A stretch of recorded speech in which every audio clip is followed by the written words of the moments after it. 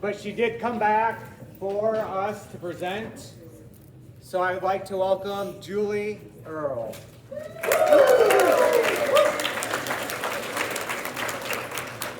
Thank you so much for the warm welcome. I could not be, can y'all hear me pretty well? Yeah.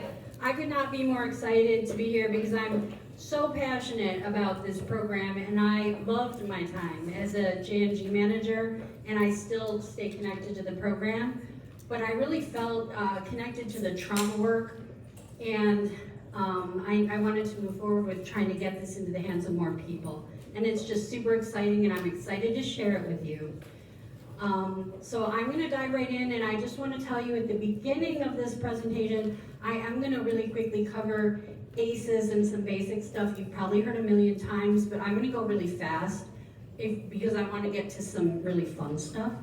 So if you have questions about any of that after, if I went too fast, I'm going to stick around, and I'll have my contact information available, so please reach out if you have additional questions, okay?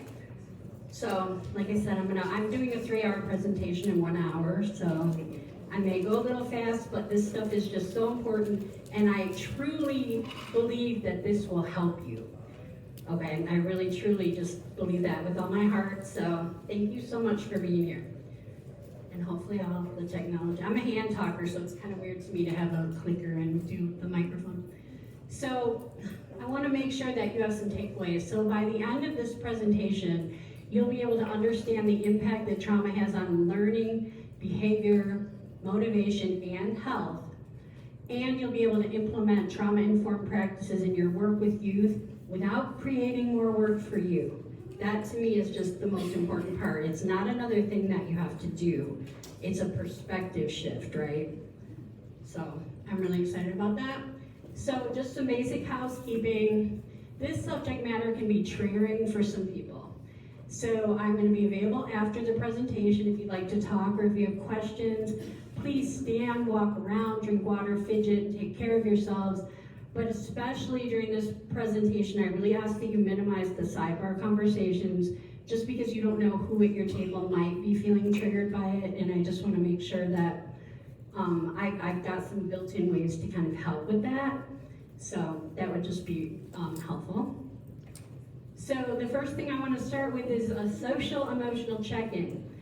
Now, this is something that you can do with your kids. I do this all the time. There are 8,000 of these on the internet if you search for them, and every day we start with a different one. Some of them are funny, some of them are relevant to pop culture, but it gives you just a baseline of where your kids are when they come into your program, right? So if everybody could just pick one and share with your table which squirrel you are really quickly. Where are you right now? Where are you on a squirrel scale? I'll give you about a minute to just kind of discuss it, maybe a little less.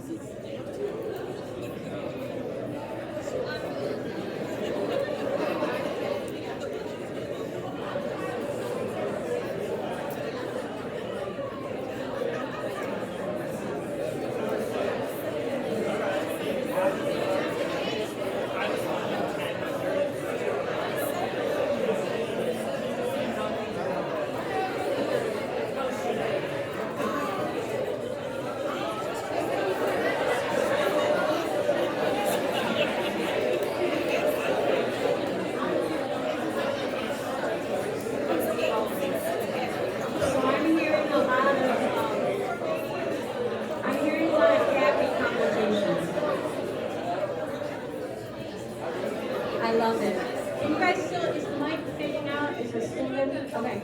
All right.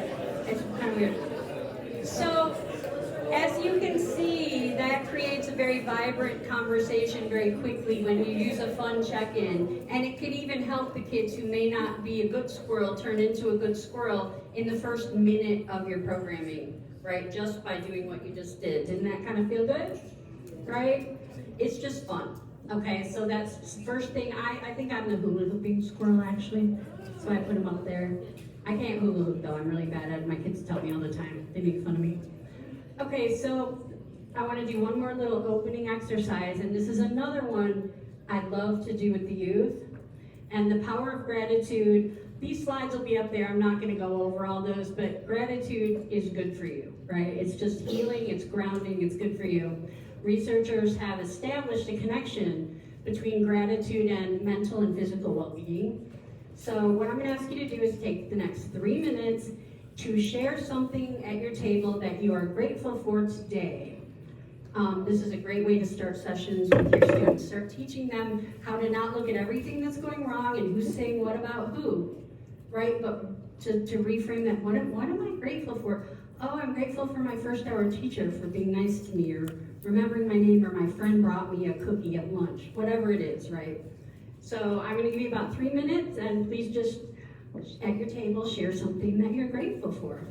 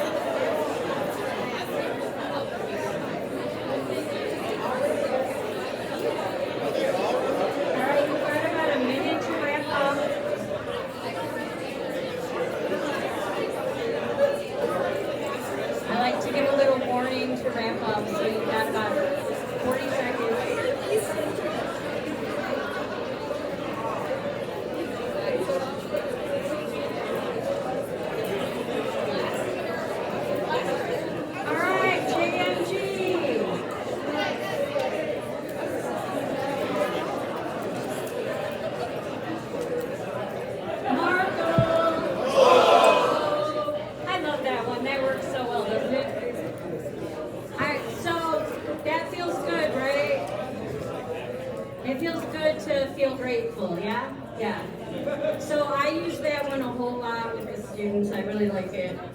So, did I go to? Yeah, no, that's right. Okay. So when we're talking about trauma, we want to talk about what is trauma, right?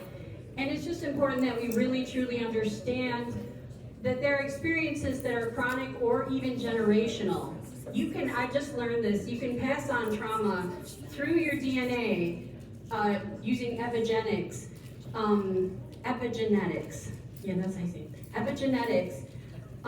So if your mother experienced trauma, it doesn't pass on through the actual DNA, but it passes down and the expression of it passes down. So it's actually inheritable. So the more your family has trauma, it's going to continue through your family tree, right? Unless you do something about it. And I just think that's a really important thing to be aware of, that the cumulative impact, that's why poverty and racism and things like that are so traumatic, because they're being passed down even when the thing causing it might not be as prevalent. It still exists in the family tree, right? It's an experience that overwhelms our capacity to cope, overwhelms our nervous system, and it changes how we react to everything else and can have lasting adverse effects on a person's mental, physical, social, emotional, or spiritual being. And this is a big point. Whether it's traumatic depends on your experience of the event. You can't compare trauma. How often have you told someone, I hit a deer in the UP, right? And it was Thanksgiving Day, and I had to drive, nothing was open, and I had to drive all the way home from the UP with a bloody deer stuck in the hood of my car. A dead bloody deer. Over the Mackinac Bridge. Dead bloody deer. No gas stations open Thanksgiving Day. I used to love road tripping, and to this day, that was 10 years ago. I don't love it anymore. I'm always scanning the road for deer. Trauma, PTSD, right? So, well, at least you didn't hit a person, right? Or someone tells you, like, you have kids come in, well, my best friend won't talk to me. Well, at least no one in your family's sick. Or at least they didn't. You hear a lot of at least when you're talking about your trauma, right? Or, well, you're not in a war zone. It doesn't matter if you're in a war zone or if you're getting bullied in elementary school or if you hit a deer. They're not comparable things, but they're all affecting your brain the same way. So it doesn't matter. You can't minimize anybody's trauma. They're not comparable. It doesn't matter. There's no worse trauma that affects your brain. It all affects your brain exactly the same way.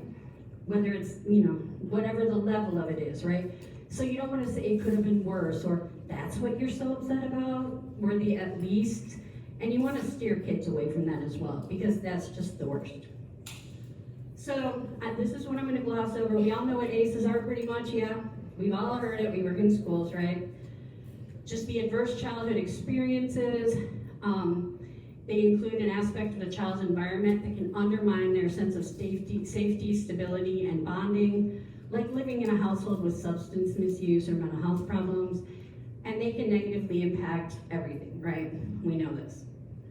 This is just some basic types of ACEs and how many people report ACEs, and it just, all these different things can cause ACEs. It doesn't have to be child abuse, right? There are all these things that can be adverse childhood experiences.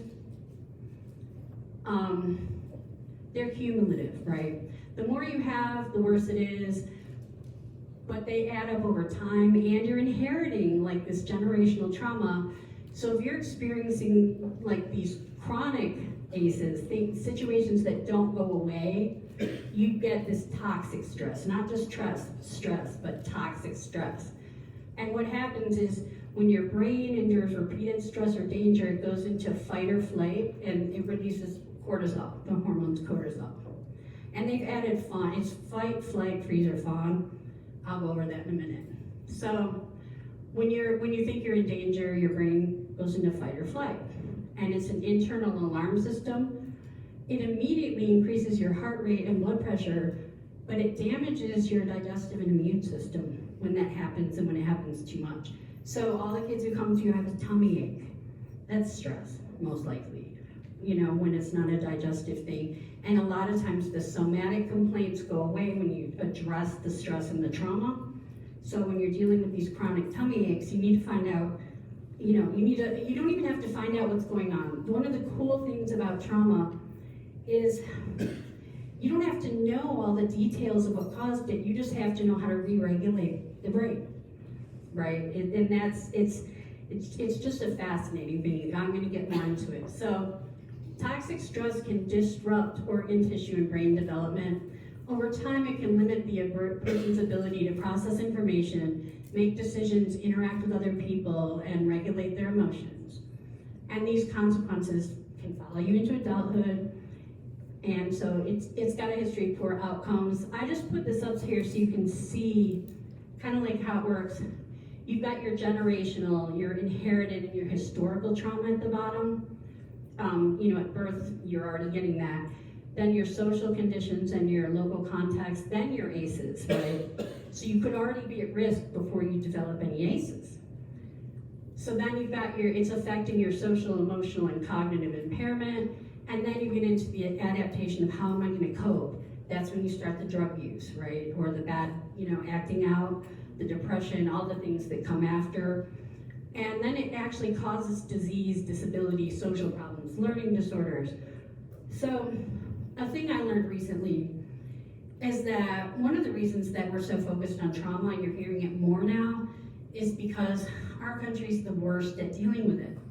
We diagnose more kids with more ADHD and more problems than any other country in the world, developed or not developed, because we are more individualistic.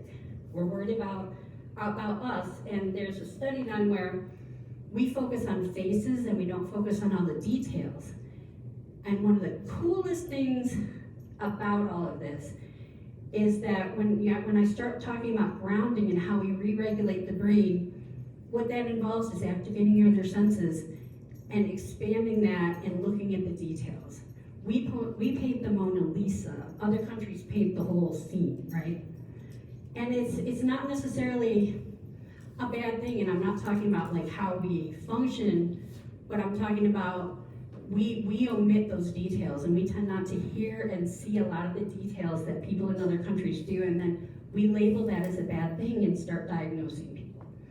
It'll make more sense in a minute, but the World Health Organization has actually said to us, like, y'all, why are your rates like double everybody else's? And they've linked it directly to trauma. So I think that's pretty fascinating. So chronic health condition, all of these things on this list are associated with trauma in a higher number of cases. Every single thing that's a problem is associated with the trauma and these adverse reactions. Again, I'm going to be putting this list up because we know all the bad things, and I'm just going to kind of gloss over it because I want to get to the really, really fun stuff, which starts here. So in order to be trauma informed, we have to shift our judgments to curiosity. And we have to ask ourselves, I wonder what happened to this person. When we say what's wrong or what's wrong with you, this perspective assumes inherent faults within the individuals because it's judgmental and it's problem focused, right?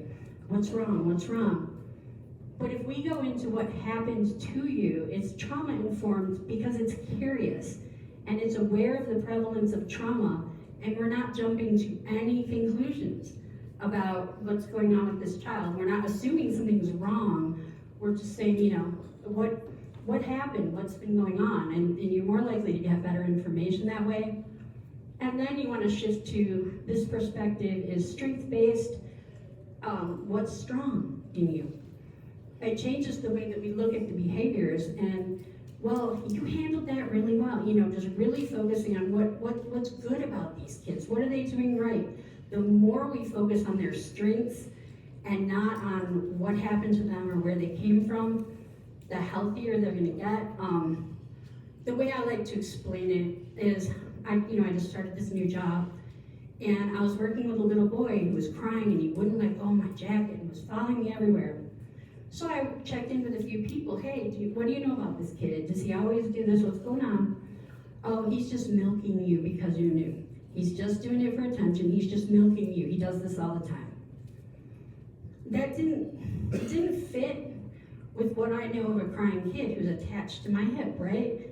There's got to be a reason for that beyond he's just, well, okay, if he's milking it, why? If he wants my attention, why? So I got the kid back in my room, and I'm working with him, and I found out there's just been a whole lot of things going on at home, and his mom had just gone to jail and said goodbye to him. So he had stuff going on. But if I had jumped to the conclusion that what was wrong was that he just needed this attention or was just milking it, right? You have to, it's not about doing things different or running certain programs. It's just about shifting your perspective in how you're viewing these kids and not assuming this kid's the bad kid, he ain't never gonna listen, right? Or these kinds of things. You have to just always assume that there's trauma and that that's what's causing whatever behavior you're seeing. And there are so many ways you can actually fix it that are really not that hard. So the brain is organized into 3 parts. We have the cortex, which is your thinking. It integrates input from all 3 parts: the cognition, beliefs, language, thought, speech, logic. All of the upper brain functions are in your cortex, right? Your limbic area is your emotional place. It assesses risk, expression and medication of emotions and feelings linked to attachment and need. And then your survival brain is instinctual. It carries out fight, flight, and freeze. It's unconscious and affects all your other body sensations. That's your amygdala. I don't expect you to remember all this. I'm going to give you a shortcut. We use the hand, and you can use this with your kids, okay? So when you have a closed fist like this is your brain. Your wrist is your brain stem, right? And then you've got your thumb there is your amygdala, which is it's assessing for danger. It's making sure you're regulated. It's what protects you. It's a good thing to have your amygdala assessing for danger, assessing for threat, because it keeps you safe. But if it's activated too often, it's not a good thing. So when your fist is closed, you see your cortex, your brain stem, your spinal cord, and it's all connected. This is one unit of your brain that all functions together.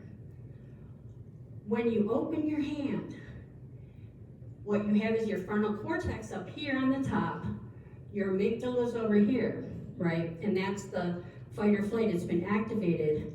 But what this shows you is they're no longer connected. Your amygdala is taken over. It's what's processing the threat. When you can't access, your cortex shuts down completely. When your hand goes open and they're disconnected, there is no capacity. Have you ever been in a fight with someone and you're trying to say, well, logically, this doesn't make sense. Why are you acting like this? You can't logic and reason with someone who's flipped their lid. I call it flipping their lid. You can't reason with an angry person who's dysregulated because their brain isn't online. They are not capable of having that conversation because you can't think logically, right? You also can't learn new information. When your cortex is offline, you can't learn. So if you think about kids in communities that have been traumatized generationally, community violence, any of these things, and their lids are flipped all the time, how are they supposed to learn in school if their brains are offline the entire time? So our job is to get the brain back online, right? It sounds simple, but it actually is simple. And you can use this with your kids. Teach them this. Teach them about the brain. And when they're angry or stressed or upset, all they have to do is this, open their hand, then you know that child is dysregulated. You've just given them a way to communicate to you when their brains are offline. Too many of them, and you should stop talking and not teach because they can't learn it.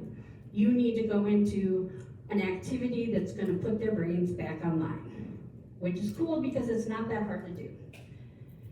Grounding is a really important thing, using your senses. An example of one thing that I'll do when I see that, and I know that I have a bunch of students who are dysregulated, or a student sent to my room, is I'll do 5, 4, 3, 2, 1. I'll start out, I'll say, I hear that you're screaming and having a tantrum and rolling on the floor and you just cleared my entire desk. You're very upset. Can you show me, I'm not saying what's wrong, I'm not asking questions. Your favorite color is pink, right? Can you show me 5 pink things in the room? And she starts sniffling. Well, okay, the teddy bear's pink, and she'll look. Whatever color, find those 5 things. Okay, now can you show me 4 things you can touch that all feel different? They'll get up and they'll touch the blanket's soft, my hair feels different. 3 things you can smell. You can do it in any order, but the point is engaging the senses. I usually don't get past 5 or 4 because I've already regulated them. You can see them calm down. You can see their brains go back online. And suddenly she wants to read a book. We haven't even done all that. My best friend called me so upset, and I said, what do you hear right now? She's like, what? What do you hear right now? I said, stop and think. Well, I don't hear anything. I said, I'm on the phone and I hear things. What do you hear? Oh, there are birds. There's you're engaging your senses. You're taking in the other information. That regulates the brain. It puts the cortex back online and closes the hand. Okay? That is the single most important thing. If you don't take anything else away from this, get the kids' brains back online because they can't learn. They cannot learn when their brains are offline. I bought finger mazes. They're like, why do you have these? You don't even color on them. They love tracing finger mazes with their fingers. Fidget, anything sensory. Just, you've got to get them, take them outside, but not just outside. What do you hear? Let's feel the pine cones. Let's listen to the birds. Those kinds of things Not only does it regulate them, if you make it a regular practice to engage all these senses and do these sensory things, it actually changes the way the neurons in your brain fire so that you won't go flipping your lid as often. It puts you into what we call a zone of resiliency, and you can stay there more easily. You don't flip your lid as often. So you have to start like incorporating these sensory practices into what you do. So there are all these different types of trauma, and I just think it's important to note, because we talk a lot about individual trauma. There's interpersonal trauma, bullying, right? Collective trauma. But we've got community violence and political, and who's feeling political trauma right now? Probably everybody, right? You know, it's real. Microaggressions, secondary, like we all probably have it. You get traumatized by having to deal with so many kids who have so much going on. The best thing you can do, I've gotten so much healthier. Those of you who know me can see it, because teaching this makes me use my senses, and I have become more regulated and grounded in general. At the Boys and Girls Club, I've been there 5 months, and we were sending kids home when they were acting out, and now we've taught them to come back and use the tools in my room. They don't even have to talk to me. They come in and they'll start doing finger mazes and playing with my fidgets, and we're sending home, I think she said, 70% fewer kids every day. 70%. If you can stop sending them home from school for bad behavior just by doing that, think about how much better they're going to do in school and how much more they're going to learn. It's mind-boggling to think about it, and it's just such a simple thing we can do, right? So, I love my little videos. I'm so excited about those. I was having fun.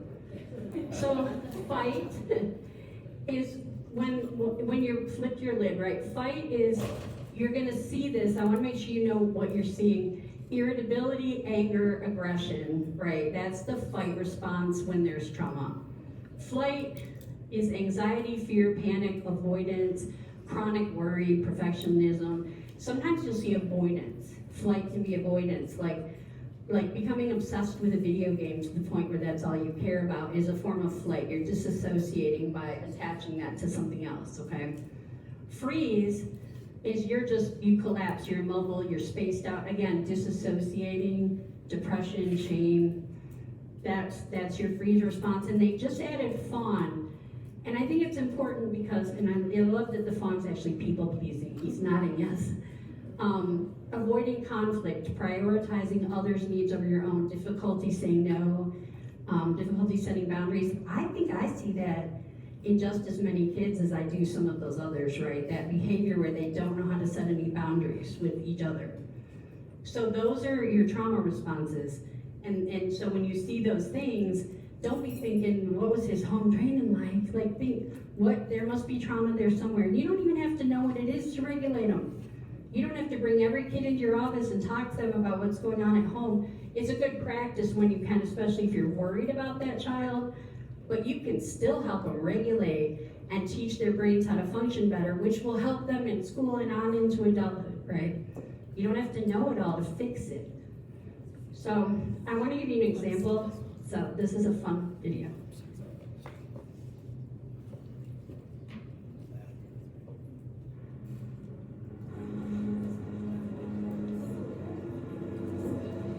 I apologize if you're afraid of snakes. I didn't mean to trigger you.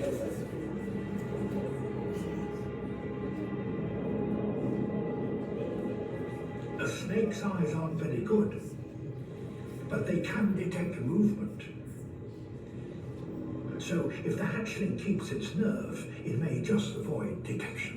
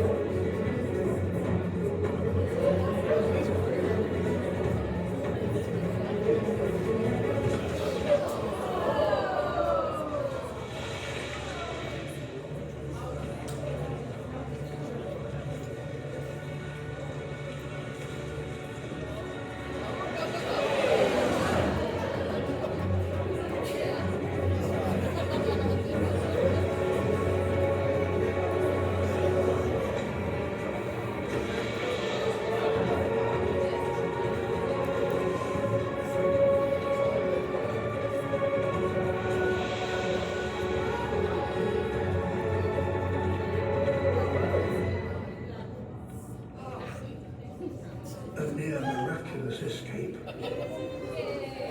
Right? How many of you felt that? You felt your, right? That is your kids when they're experiencing trauma. Everything's coming at them. That is trauma. That's what it looks like. You feel like you've got, especially as your aces, each snake is, another thing, right? And they're just constantly in survival mode, trying to escape the trauma and the effects of the trauma. So think about how that felt just by watching a video. You can't think or process when that's how you feel all the time, right? So this next video is probably the most profound video I've ever watched when it comes to the importance of regulating kids. Another thing I've just learned recently is the first 3 months of a child's life, when they're infants, and the first 3 years are when they're learning the most and when they're the most critical, okay? And just keep that in mind. I'm gonna show you this video and then talk about it, this next video.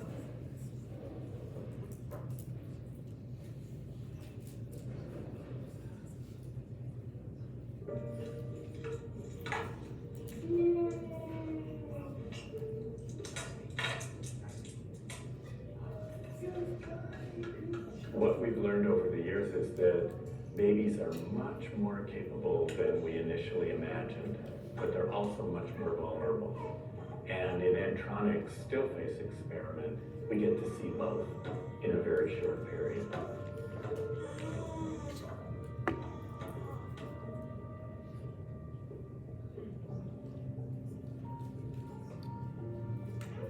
We see the baby and the dad playing together in their routines. There are things that they know about each other and things that they do together, and it's fun. And then we ask the dad to turn away,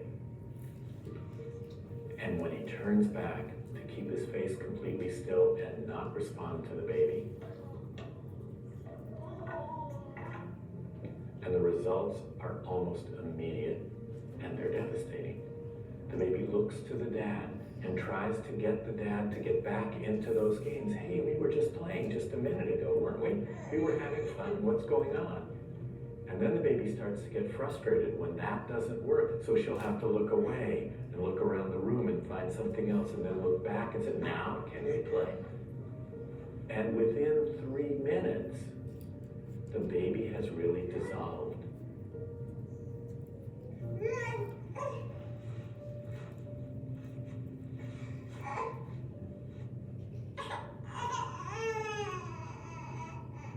She is trying to get out of the chair. She's uncomfortable. She's reaching out to dad. She's crying. And then we ask the dad to turn away again. And when he turns back, to go back to being regular dad. And it's a joyous reunion. They get back into their routines, the things that they do together, the things that they were just doing 3 minutes before. And the baby settles down and gets back to the comfort zone that she's developed with the dad. What we see in the still face experiment is how able the child is to initiate and be part of the relationship between the father and the child, but also how much she depends on that relationship in order to keep an even keel. And when she's grounded and comfortable, she can explore the world. She can meet new people. She can try new things, and she's got that safe base that she can always rely on. And there's a trust level there. We can only begin to imagine what it's like for babies whose life is like that 3 minutes all of the time. And they don't get that responsiveness, and they don't get any help getting back to an even keel. And the results can be very tragic. They can have trouble trusting people, they can have trouble relating to people, and they can have trouble being calm enough so that they can explore the world and take part in the world. So we know that those initial relationships, that initial responsiveness and interaction between the father and the baby are keys to the baby's success as a child and as an adult. That's pretty deep, huh? So think about cell phones and how many parents are on their cell phones or playing their video games instead of being responsive to their infants and children. Think about addiction and alcoholism at home, or working mothers who are handing off their kids to multiple caregivers, not giving them that opportunity to bond. This is what we're seeing, in our kids. They don't know how to regulate themselves because they've been experiencing this all of the time, right? There's a whole bunch of those online, but I think that is super profound. So the good news that there are protective factors that mitigate the impact of ACEs and trauma. What we found is a kid who has 5 ACEs before age 5 versus a kid who has 1 ACE before age 5, right? If they have 3 protective factors each, by the time they're getting, the protective factors counter the ACEs. They actually can subtract the ACEs from the experience so that they can get healthier. And these things are individuals, families, or communities that help people manage stressful events and strengthen other characteristics that reduce the risk of mental health or substance use challenges. That's you. It's the support of adults. You matter so much to these kids who may not be getting what they need at home. And I know you hear it all the time, but I want you to truly understand the importance of connecting with these youth. It takes away their ACEs. You can do that. It helps them, and the more they have, the more extended family, teachers who care. A lot of kids who are interviewed who've had a lot of trauma and ACEs cite schools as a safe place for them.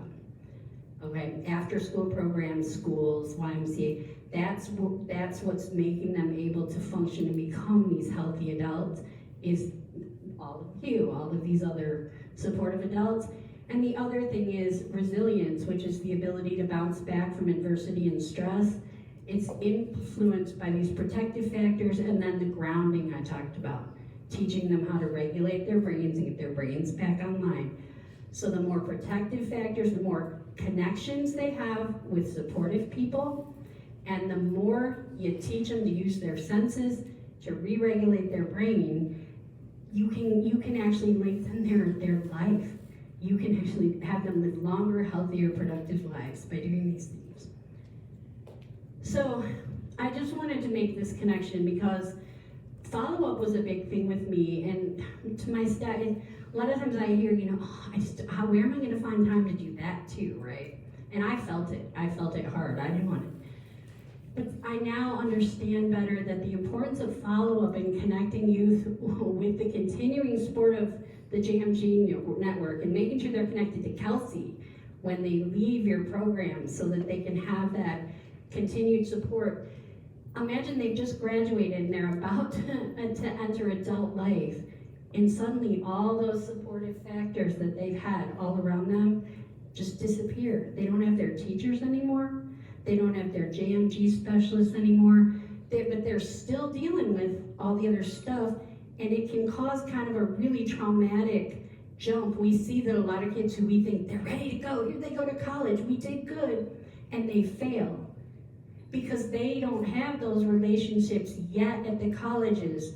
I know there's one school, it's in Chicago, Jalen Rose Academy, and he's doing a lot of good work where they actually push in with their program into the first year of college and stick with those kids so that they smooth that transition and adjustment, right? That stuff, I really hope they start doing more of it. That's where follow-up comes in. That one phone call a month that you have to check a box for, it's not so you can check the box that they have a job. It's because they need to hear your voice. You don't know how much losing your support might really be impacting these kids. They've lost all of that support. Unless they have the extended family out there, if you're not following up with them, they're just out there floundering. So the follow-up, I find it much easier to do it, and when you can really frame it as, God, this is important that I make this phone call to this kid. Some of them might not require as much, but they might not tell you how much they miss you and how much they need you. We created a Facebook page after they graduate, where they can connect to us and let us know how they're doing. And sometimes we can assess, and get some information that way if they don't always answer the phone. Some of them like to text, but the follow-up is important. And Kelsey can do a great job of that too. And if they need to stay involved, if you get them involved in the next step and keep them in the JMG circle, they've got a whole new set of supportive adults who can continue to follow up with them, right? So it's just really an important thing that I wanted to it changes how you frame follow-up, right? So some key takeaways are trauma-informed practices and interventions can provide repeated positive experiences, and that enables children to develop actual new neural pathways in their brains. I didn't want to go into all the brain chemistry, and I'm happy to talk to anybody about it. I love this stuff. So if you're interested, let me know. Due to the neurological impact of trauma, students who have experienced trauma are in a constant state of crisis. They can't learn. They cannot learn. They're dysregulated. You gotta regulate them first, or teaching them is absolutely pointless. Don't try to do it. You'll have a chaos. In order to be trauma informed, we have to shift the judgment to curiosity and ask ourselves, I wonder what happened to this person. And some schools may have a significant proportion of students who are experiencing chronic exposure to stressful events. I know in Benton Harbor, we have a lot of community trauma, so a lot of times the majority of the kids in our program are just completely dysregulated, and I will devote a significant amount of time just to teaching them how to regulate, right? Before I even try to actually teach them things. And schools and programs like JMG are ideally positioned to intervene and provide this support to the students and the families. So I just wanted to make sure, and the importance of connection for everybody, connecting with each other, connecting with the youth. You can figure out what's wrong with you and do all these other things, but no one can thrive without being connected. We can't let people isolate. It's, I'm just antisocial. You can be introverted, but you still need connections. Everybody needs connections. So I hope that was helpful, and then I did pretty well getting through that. So, but I'm really interested if any of you, I talk fast, but I'm proud of myself. I hope all of you feel like you have a better understanding of trauma and the importance that we view it differently. And I hope that this wasn't repeated information and that you truly learned something. But I'd like to open it up for questions. And so if you have a question, please just raise your hand and we will have some help answering them. Does anyone have anything they're curious about? Or just a reaction to all of this, or something you might do differently? The hand, when you talked about the hand being open and closed, I've seen something where Dr. Sylvia talked about the mind control method, counting down from 100 and taking your index finger and your thumb and getting centered that way also. Yeah. Getting them to count back. Yep. The breathing and then affirming in a thought, right? Just trying to capture that. So when I saw the hand, I was like, okay. But then you talked about being connected with the fist. He talks about like connected in that space, but then, because I meditate a lot, so it's like I connect with that process to be able to find that alignment, right? So when you're in a situation where it's fear, anxiety, depression, what's your method to rebound? So when I saw the hand, I connected with that area. What's the research behind that? The research behind the Well, the hand is just a good way to show that when your amygdala is active, it's like a representation that's easier for youth to understand. When your brain's like this, it's all working as one brain. Your amygdala is processing information, everything's cool, it's passing it on to your cortex, and you can learn and reason and use logic. But when your hand opens, the cortex, which is your fingers, is no longer connected to your limbic system or your amygdala. They're disconnected right now. So your cortex is offline and it can't receive signals because your amygdala is busy saying, danger, danger, danger, don't learn anything, you gotta focus on protection. So, and I've seen that too. One reason that they say, one thing that some people do is they do the count. Oh, that's, once kids understand this, and to show you they flip their lid, you know, after you do a little grant, you would say, okay, now let's count your brain back online. You know, 1, 2, 3, and you're showing them that we're trying to get, you can teach them that. You don't have to not tell them what this is. We're not tricking them. Like, let them know what's going on. Talk to them about their brains and how to get it back online. I've heard research also, it's like, the moment lasts for like 17 seconds. It could be fear. Oh, it can last hours, days, and weeks, depending on what your baseline Yeah, is. what your baseline is. And once you find that baseline, it's like 17, or like, it could be up to hours, like you see. Yep, but it doesn't take that long to get it back online is the cool part. No matter how, if you could have been offline your whole life, you're being raised in a horrible community, you've witnessed gun violence, and you've had a million traumatic things happen, but if you can learn, teach those, okay, let's find the pink things and the blue things and teach them grounding and mindfulness. Meditation is a great one. I love using that in the classroom. Yoga is another good one. Anything that connects them with their other senses. That's what you want to do, because they're going to keep fixing. How many times have you had the kids in your room, no matter what you say or how many times you explain it, they're going to talk about how pissed they are that their boyfriend broke up with them for the entire time you're with them. And nothing you can say. You can't say, we'll deal with this later, or is this really that important right now, or can you pay attention? No, they can't, because they're dysregulated. But if you stop right there and say, okay, we're all gonna look, we're gonna go outside and everyone find something they can touch and try to make it different than someone else's thing. Or if you show them the colors in the room, suddenly they're not talking about the boyfriend anymore, because you've changed the neurons from firing over here to firing over here. And you can bring them back so fast, but you'll spin your wheels. They'll talk about it all day and never stop if you don't do that. But you can fix it so fast, even if it's cumulative and been happening for a very long time. Yes? Hi, Julie. Hi. You were sitting in these seats last year. I was wondering if you could talk a little bit to how secondary trauma and the things you did as a JMG specialist manager to ensure you stayed regulated, you stayed healthy when you're working with youth that are experiencing trauma. Yeah, that's a great question, actually. I realized about 2 years in how dysregulated that I was every day, taking home the trauma of what's happening to all these students all the time, and what it was doing to the staff that I worked alongside of. We started having weekly meetings, and we would have 5-minute meetups right after the program, because usually it would be myself and the specialist, and maybe someone else from the school, but maybe not. Usually had one specialist. And we process right then and there by doing our own grounding exercises. We put our own brains back online. Okay, and you can search online or you can reach out to me, but there are millions of ways to do it. We open every staff meeting before we do anything else, and we never put it off no matter how busy we are.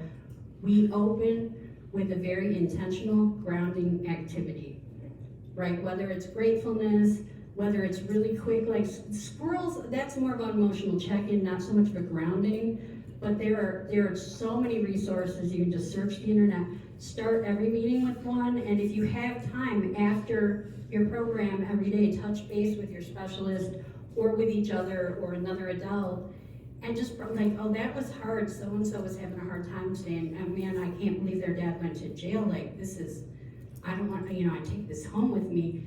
But if you take the time, you don't even have to talk about what happened. If you take the time to ground and like go for a 5-minute walk, or I do the fidgets now. I'm wearing a fidget ring. There are little strips you can put on the back of your phone. They work for adults too. They get our brains back online too. So the best advice I can give, and it worked for our staff. We started it as a school process at Bridge Academy, that every staff meeting, any meeting that starts with anybody, we do at least a 3-minute grounding activity before we do anything else, because you want everybody's brains online for that. So I hope that's helpful. Are there any other questions? Right here.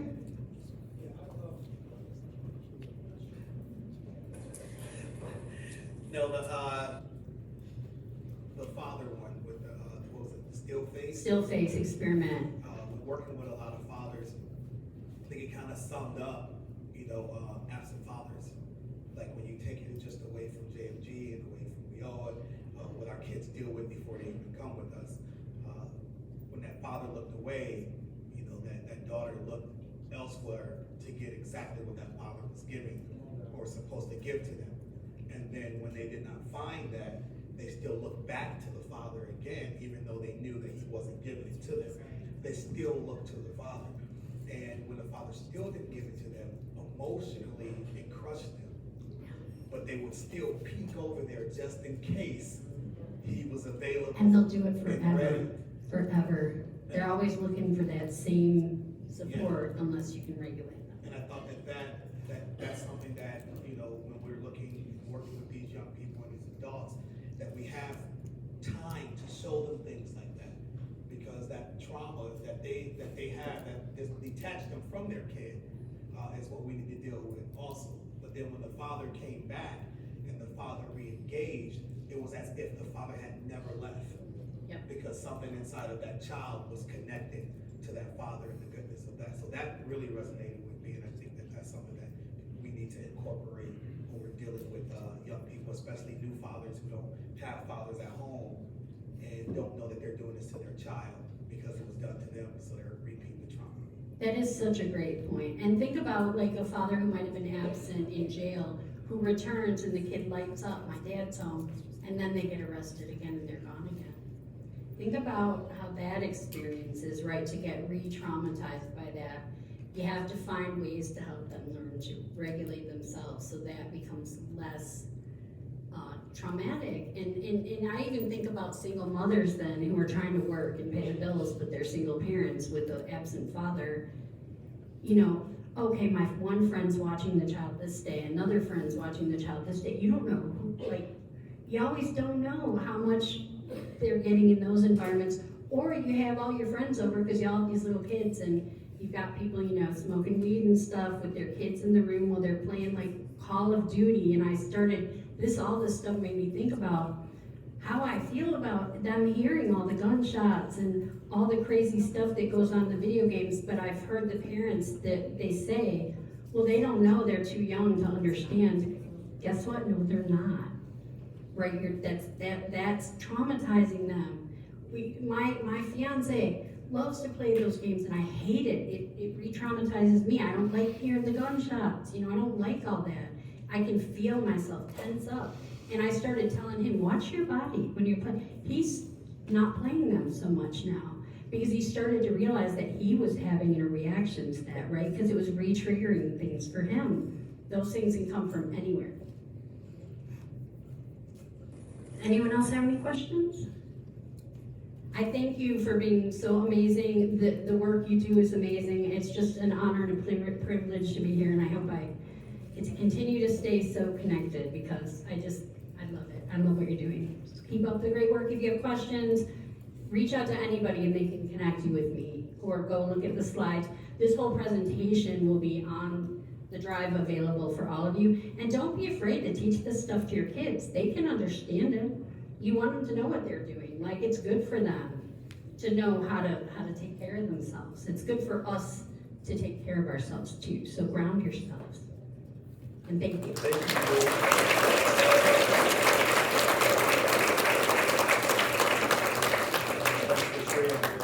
Okay, we're on to a 15-minute break, stretch break, water break, and back here for the YAC and our very own Kelsey.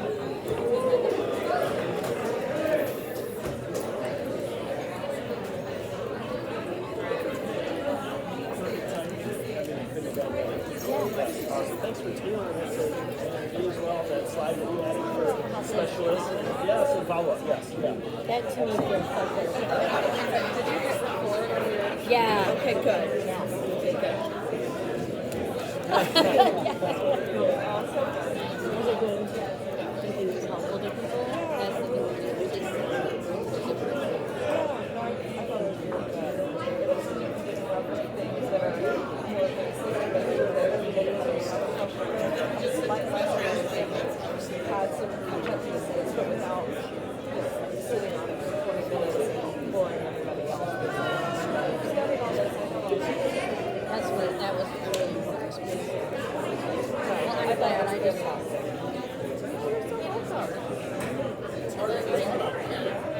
How's it? I feel like I'm at one of my concerts. Thank you. It's good to see you too. It's short. I just want to say thank you for your presentation. Really resonated. Being a child of trauma, and I didn't even know what ACEs was until 2 years ago. And then for me, dealing with the students that I'm dealing with, I connect really deep with them, and that's what it's been it's a lesson in course now, the same thing. So I have a hard time sometimes releasing it when I get home. So some of the grounding and things like that. Good information. Take a long way to say. Yeah, I started making music. I used to do it, but making music is very grounding because you're involving your senses so heavily in gardening. Art, any of those things are also very good. Yeah, I do. I play bass and sing, and I'm in a band. When you get home after a bad day with your kids, it's harder to pick up and go play, right? Because your brain is still there. You have to learn to make yourself do it because the second you do, it goes. But you have to but eventually you're automatic. I find myself, so I have a 6-year-old, and he's my little buddy. He wants to do everything with me, And on the bad days, I want to just disappear for a minute. And it's like, no, don't do it. And he wants to have a new floor. He wants to help with make dinner. Let's do that stuff, so. Maybe you can set up some, I actually have talked about this with people, and my advice would be to set up something where you need that time, right? When you get home, even if it's 10, 15 minutes, but then make the reward, if you wait patiently for that 10 minutes or more your time, then the reward is the payoff. Yeah. And then just do something that'll ground you, And honestly, I used to use Paintbrush. I love that was my escape because I was focused on that. But if it's a screen thing, it's less valuable than if it's even if it's just going out in the backyard and having a beer by yourself. Right? Just take a minute because it'll be more meaningful when you interact than if you just come in and go straight from this to this without doing anything for yourself to regulate your own. Thank you. You're welcome. Yeah, I'm glad you appreciate it. Yeah, I was fighting back tears a little bit a few times just because it was hitting really deep. So thank you so much for being here. Thank you. That means a lot. Thank you. I did like the sensory thing. I personally don't like serpents, so I couldn't look. God bless it. Didn't mean to traumatize anybody. And I didn't know if I should leave. I'm like, is it going to be quick? I didn't mean to. But I got your message. But, I did I worked in mental health before. I and I know my kids really, my children attending school, so I know. But, very poverty. And I appreciate, I never once, now that they're done with heard about the centipede and getting them. Yeah, that was nice to have this way, so it's more resources. I want that, our place to be a safe place. Sometimes just a different. Because oftentimes in school, even though I didn't watch it, I get the analogy, school's after them, and I have a daughter always, everything's after her, but then they come in mind and then just you don't want it. So I appreciate that you told us some of the solutions, to get them to read. Start every session, just ground them, don't talk about anything, Art.